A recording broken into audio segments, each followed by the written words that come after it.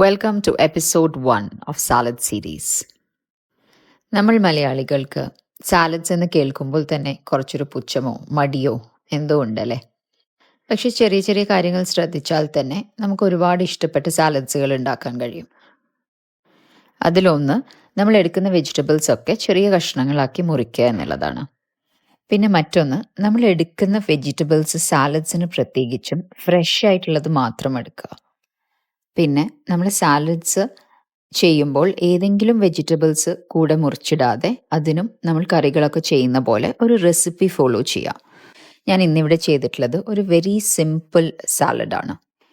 ഇതിൽ ഒലിവ്സ് ഒക്കെ ആഡ് ചെയ്യുന്നത് കൊണ്ട് ഹെൽത്തി ഫാറ്റ്സ് അടങ്ങിയിട്ടുള്ള അത്യാവശ്യം ഫൈബറുള്ള നല്ലൊരു സാലഡ്. ഇനി ഈ ഒരു സാലഡ് നമ്മൾ കഴിക്കുമ്പോൾ ഒരു ബാലൻസ്ഡ് മീലിൻ്റെ കൂടെ കഴിക്കാൻ ശ്രദ്ധിക്കുക. Follow me for more and to know how.